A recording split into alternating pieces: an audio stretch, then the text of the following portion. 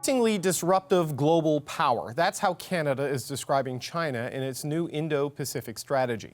Prime Minister Justin Trudeau said today Canada must be thoughtful about how it engages with the world's second largest economy. We're going to stand up for our values, for our principles, for the things that our citizens in the West expect us to stand for, not just for our own purposes, but to highlight to people in China who disagree with the regime that there are other ways of doing things and there is a better future possibly ahead. So when announcing this new Indo-Pacific strategy, Foreign Affairs Minister Mélanie Joly said Canada hasn't always been seen as a reliable partner in that region. Will this strategy change that perception? Malcolm Turnbull served as Prime Minister of Australia from 2015 until 2018. He is in Sydney, Australia. Thank you for joining us, Mr. Turnbull. I'd like to start with some of your past comments. You were on this program in 2020, and you said that countries like Australia and Canada need to stand up to bullies like China. That compliance or deference will only lead to more bullying. Do you see a tougher posture reflected in Canada's new strategy? Yeah, it certainly looks like that. I think it's important to be very clear-eyed about this. The reality is, whether it's in the playground or in international affairs, as I've said many times, if you give in to bullying, if you back down, if you suck up, for example, you'll only get more bullying, and that's true of the Australian government. The Australian government I led, and Mr. Morrison's government, Mr. Albanese's government, have all stuck to the position they took, stood up for Australian values, not backed down in the face of coercion, and you can see now that there is a sort of thawing of relations. Largely at the instigation of China, because they have recognised that the strategy of coercion was not working. And my experience in dealing with Chinese leaders and over the years is that when a particular, their strategic goals remain the same, but when one tactical approach is shown to be unsuccessful, they will change course on the tactics. They generally need an exit ramp, a sort of something that can be seen as a trigger for a dismount of an existing policy. And obviously, the election of a new government here in Australia was served that purpose. But the real reason, discussions and ministerial exchanges have begun again, and there's been a leader-to-leader meeting, is because it just wasn't working. We weren't backing down, and in fact, it was quite counterproductive. So I guess there's two components to this. There's how countries like China will view Canada in the region, and there's also how the allies view Canada in the region. And Mélanie Joly had said that, our foreign affairs minister, that for too long Canada was not seen as a reliable partner in the region. With the commitments they've made here and with the new strategy they've outlined, do you think allies will see Canada as a more reliable partner going forward? Well, I mean, your foreign minister's, best able to characterise these matters, but I would never have described Canada as being unreliable. I would have said that Canada was not entirely absent, but certainly wasn't playing much of a role or having much of a presence in this region. When I was Prime Minister, I was, and both before and after that, I've always felt, for example, the Canada-Australia relationship is really underdone.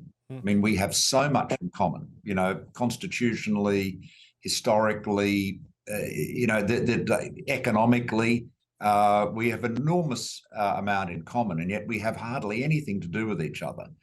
And, I think that my perception is that Canadians are very fixated on their gigantic neighbour in the United States, and I can understand that, and perhaps have more of an Atlantic outlook than a Pacific one. Now, where we are in the world, we're actually in the Pacific, so we don't have much focus on the Atlantic. But Canada, like the United States, is both an Atlantic and a Pacific power, and I'm really thrilled that the government, Mr. Trudeau's government, is taking a keener interest in this part of the world. But I really would encourage the government and Canadians generally to pay more attention to the Australia-Canada relationship. But we shouldn't just deal with each other through the, superpower of Washington.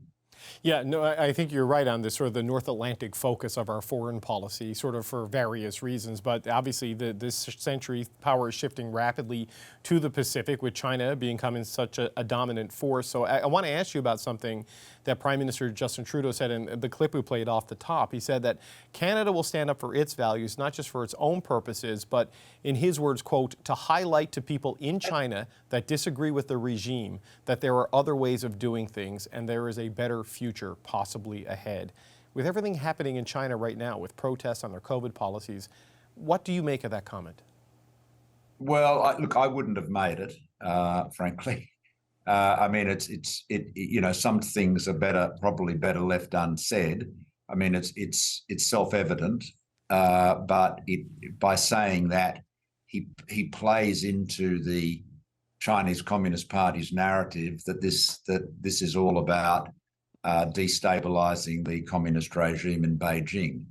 And, I think whatever views we in Australia or in Canada may have about the Chinese government and its human rights record and so forth, I think we've got to tread very carefully. I wouldn't have said that, to be honest with you. I mean, it's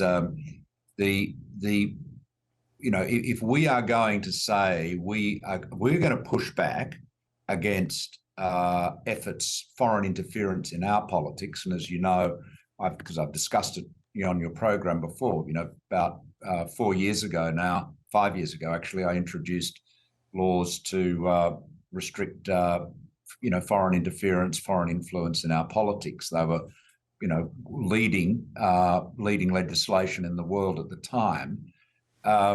If you're going to take those measures, you've also got to be very careful and respectful of other countries' internal affairs. Now, I'm not suggesting you back off on human rights, but you've just got, there's a degree of nuance and subtlety there that perhaps a better way of summarising this is the way Lee Hsien Loong, the Prime Minister of Singapore, put it a while back to Morrison, actually, my successor as Prime Minister.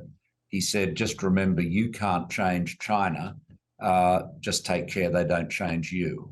And so I think you've got to get the tone right, stand up for your rights, stand up for your values, protect your interests. But I wouldn't be talking about, encouraging, but saying anything that could be seen to be overtly encouraging dissent or protests within China. Okay, Malcolm Turnbull, we appreciate you making the time, especially with the time change we're dealing with to do this interview live, but we appreciate it. That's Malcolm Turnbull. Hi. Good morning. Thank you. Thank you. Former Prime Minister of Australia, Malcolm Turnbull there.